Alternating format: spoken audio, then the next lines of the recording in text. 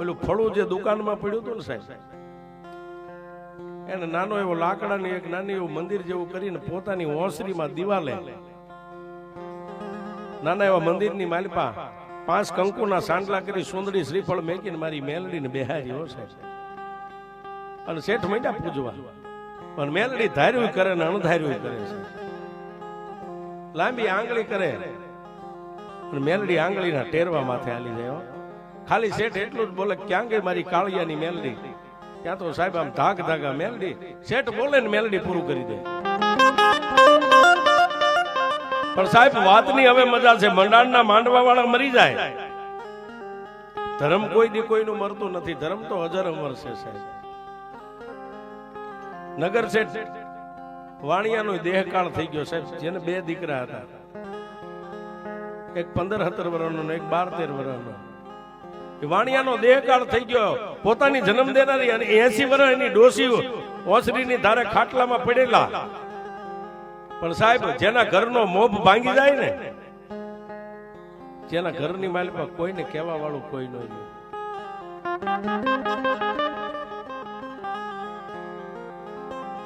એટલી વાતે વાત પૂરી ન થાય સાહેબ. પણ માથે 12 મહિના ત્યાં પોતાના બાપનો દેહકાળ થઈ ગયો એટલે દીકરા હેડી હેડીના ભાઈબંધુ હારે અવળા રવાડે સડી ગયા છે. હવે જેના ઘરે હોનીની દુકાન હાલતી ઈ હોનીના દીકરા ચોરીના રવાડે સડ્યા છે. વાપરવાના પૈસા ઘટે તો કોઈ ભાઈબંધુ હારે ચોરી કરે. પણ એક દિવસ ક્યાંયથી કાંઈ ન મળ્યું. ઘરની માલમાં પોતાની જનેતા હુતી છે, એક બાજુ ગઈટી ડોસી હુતા છે, એક બાજુ પોતાનો ભાઈ 15-17 વર્ષનો હુતો છે. અને સાહેબ 13 વર્ષના દીકરાએ નાનું એવું ટેબલ મેકી અને મેલડીને લાકડાના પાલખમાં જ્યાં બેહાર્યા હતા ને, એના બાપે હોનાનું સતર માથે ચડાવ્યું હતું ને હોનાનું સતર મેલડીનું આમ કરીને આમ ઉતારી લીધું છે. ઉતારી પોતાના ખિસ્સાની માલમાં નાખી અને બીજા દિવસે ભાઈબંધોને આપીને વેચીને ખાઈ ગયા છે.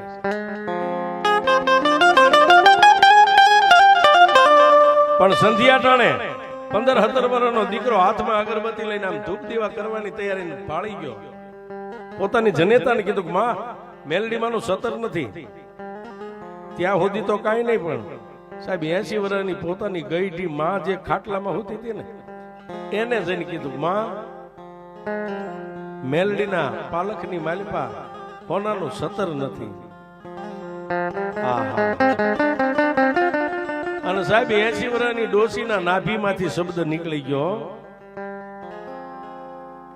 કે કાં તો કાળિયો દેવી પૂજક ખોટો, હે કાં તો કાળિયો દેવી પૂજક ખોટો, કાં તો એની મેલડી ખોટી, અને કાં તો એનો વડવો ખોટો હોય. આ મેલડીનું મંડાણ માંડવા વાળો. નકર મેલડી જો અહીં બેઠી હોય અને એના આંગણામાંથી એના ઘરમાંથી દરદાગી ન જાય અને 3.5 દીની માલિપા જો કોઈ સોરને પસાડીને મારે નહીં ને, હે તો એને મેલડી નો કહેવાય. આજ મેલડીના પગ ભાંગી ગયા હોય. અને એ મેલડી આજે 80 વર્ષે મેં તને કોઈ દી નથી કીધું, પણ કાળિયાની મેલડી તને લાંબી આંગળી કરીને કહું છું કે મારે સોર જોઈને કાં તો સોરની લાશ જોઈ 3.5 દીમાં. સાહેબ ડોશીને ખબર નથી કે મારા દીકરાનો દીકરો જ સોર છે. જા જા, કાં તો સોરને લઈ આવ, કાં તો સોરની લાશ મારી નજરે લાવી તો હું તને માનું. કા સોરની લાશ આવે તો હું તને હવા મણનો તાવો મેલડી કરીશ. 80 વર્ષની ડોશી ખાટલામાં હોતી આટલું બોલી ગઈ છે.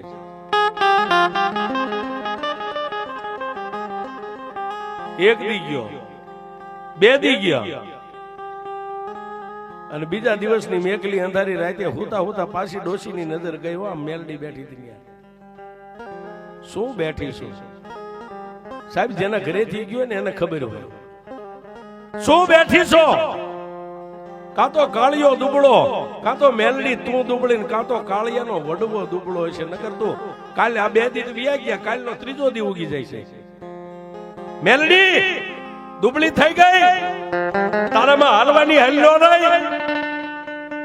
સાહેબ બીજા દિવસે રાતે 10 વાગે ડોસી આવો ટકોરો કર્યો ને પ્રભાતના પોરમાં પોતાના ભાઈબંધો હારે તળાવની માલિપા દીકરો હોનીનો નાવા ગયો, જેને 17 શોધ્યું હતું.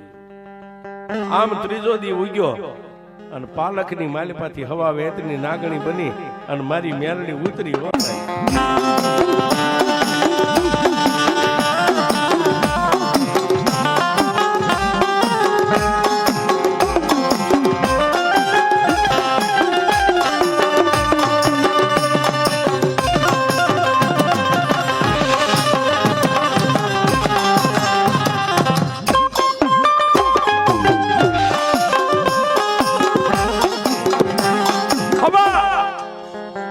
હવા વેદની નાગણી બનીને સાહેબ ઉતરી એવી નહીં, કોઈની નજરે ન દેખાય. ધર્મની લીલા કેવી હોય સાહેબ, માણસ નો જાણી શકે.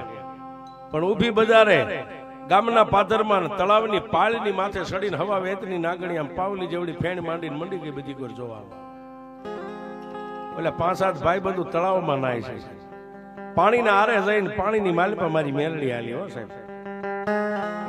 જ્યાં ઓલા છોકરા નાતા હતા માલપા તરતા હતા, જે છોકરે 17 સોર્યું તો એના જમણા પગના અંગૂઠે ઠડા ડંક દઈ દીધો.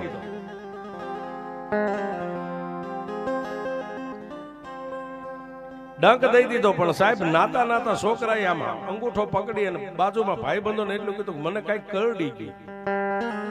હડડાટ પાણીમાં તરીને કાંઠે આવ્યા ને સાહેબ, નાગના કઈડેલા હાડા તણીથી જીવે પણ મેલડી કે હું જો નાગણી બનીને છોટી જાઉં ને બાપ, હું મેલડી કોઈને ડંક દઉં, જમણા પગના અંગૂઠે ડંક દઉં, ડાબો હલવા દઉં તો હું મેલડી ન હોય.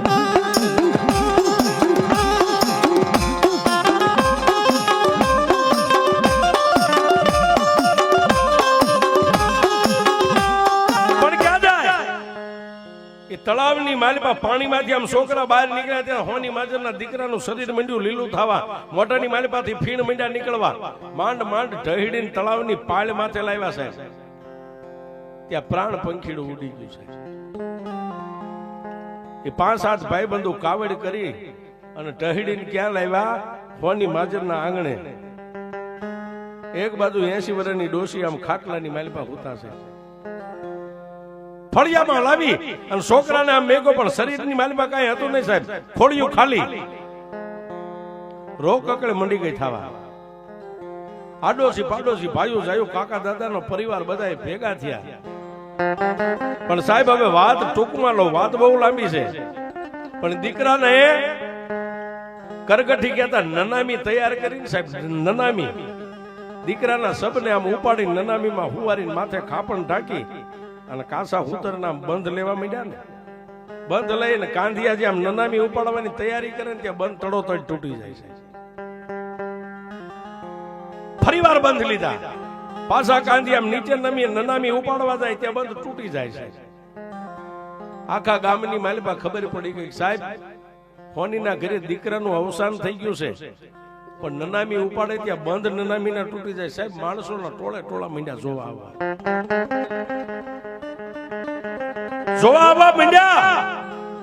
પણ સાહેબ એમાં તો ગામના આવે ને 12 ગામના આવે.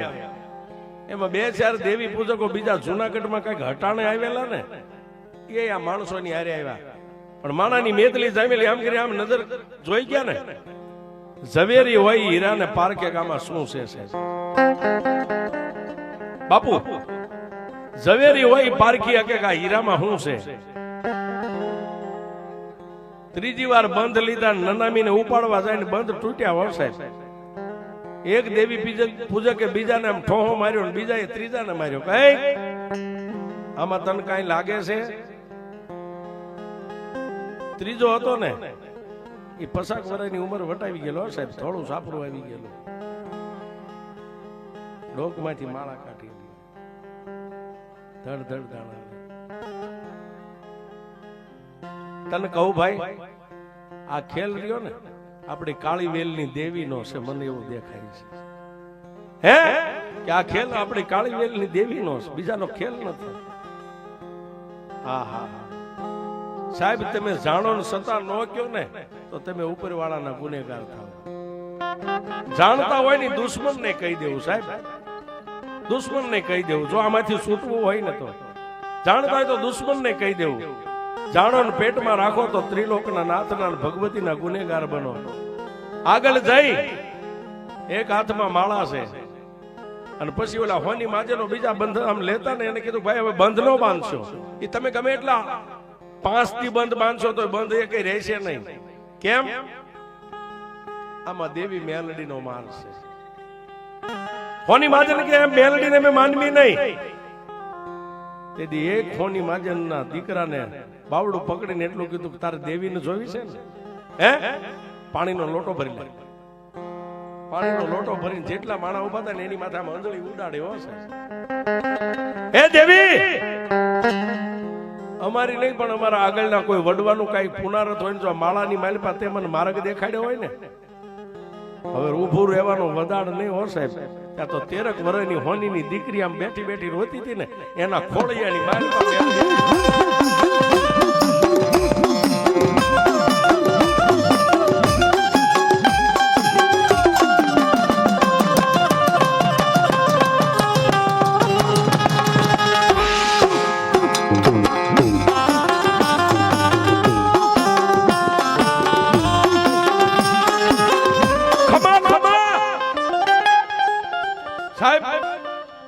માજરની બાઈ ઉભા થઈ ગયા. આ દીકરી શું છે? ખમા ખમા ખમા બાવડું થોપી અને જ્યાં નનામીની માલિપા ઓલું સબ હોવાર્યું હતું ત્યાં લાવીને દીકરીને ઉભી રાખી. કોણ બોલે? ત્યારે દીકરી આમ 80 વર્ષની ડોશી ખાટલામાં હતી, એની સામે આમ લાંબી આંગળી કરીને કીધું બોલી ડોશીને પૂછ હું કોણ છું, મારી ઓળખાણ ઈ આપશે. દાદા ઈ મને 3 દીથી ટકોરા મારતી, મને બેઠી નથી રવા દેતી. હે મને હેખે બેહવા નથી દેતી મેલડીની. રાત દી મને ટકોરા મારતી હતી કે તું દુબળી છો, ઈ વડવો દુબળો છે, કાળિયો દુબળો છે, અને તું જો દુબળી ન હોય તો સોર ના 17 સોરનાર સોરની કાં તો નનામી મને મળવી જોઈએ અને કાં તો સોર 3.5 દીમાં મળવો જોઈએ. કે ઈ ડોશીને 3.5 દીની મારી પર મારા સોરની નનામી હું મેલડી લાગી. ત્યાં તો ડોશીનો હાયર ફાટી ગયો હશે. એટલે સાહેબ બોલતા બોલાય પણ મેલડી સામે તો અમથી લાંબી આંગળી ન કરાય છે. લાંબી આંગળી કરો જો હિસાબ ન લે તો મેલડી ન કહેવાય સાહેબ. એની સામે હાસા ખોટા સમય ન ખવાય. અરે તમારાથી મનાય તો માનતા, દીવા નાળિયેરની માનજો, નહીં હું તો એમ કહું છું નાળિયેર લઈ ન માનતા સાહેબ. લેણું લે ને લેણું લે ઈ મેલડી છે. અને 13 વર્ષની દીકરી બોલી ડોશી આ મારા મેલડીના 17 સોર જોવા પડ્યો તારા ફળિયા. 5-7 આદમી જઈને કીધું કે માડી તમે આવું કઈ મેલડીને કહેતા હતા કે હા મેં કીધું તું. ઓહો શું કરી લેવું છે માડી મેલડી? હવે આનો કઈ ઉપાય? આ દીકરાને શમશાન સુધી લઈ જાય એવો કઈ ઉપાય? કે આ એક ઉપાય છે. જ્યાં સુધી મારું ખાતું ન આપો ને હવામણનો તાવો, ત્યાં સુધી એના નનામીના બંધને બંધાવા દઉં તો હું મેલડી નહીં. લાવી ડોશીને કે લાય મારો તાવો હવામણનો લાય. તે કીધું તું ને કે તને હવામણનો તાવો કરીશ, લાય મારો હવામણનો તાવો. મરેલા મરદાની માથે બેહીને ખાવ એ હું મેલડી છું, મારો તાવો મેં કાંઈ. સાહેબ વાત કરતા વાર લાગે. એક બાજુ નનામી દીકરાની પડી છે ને એક બાજુ ફળિયાની માલપા 3 પાણાનો માળીંગો મેકીને હવામણનો તાવો તળાઈ રહ્યો. અને જ્યાં મેલડીને 2 રીતના તાવાનો ધૂપ થયો ને સાહેબ, અને એની દીકરીના ખોળિયાની માલપા મેલડી આવીને એટલું કીધું કે જા બાપ મને માને ને મારી કહું પણ મારી વાંસું નહીં. હવે બોલાવો એ ડોશીને. જે પગના અંગૂઠે મેં મેલડીએ ડક આપ્યો છે ને એ પગનો અંગૂઠો એના મોઢાની માલપા લઈને સૂસે અને 3 ઘૂંટડા પેટમાં ઉતારે. અને જો દીકરાનું ઝેર નો ઉતારું તો હું મેં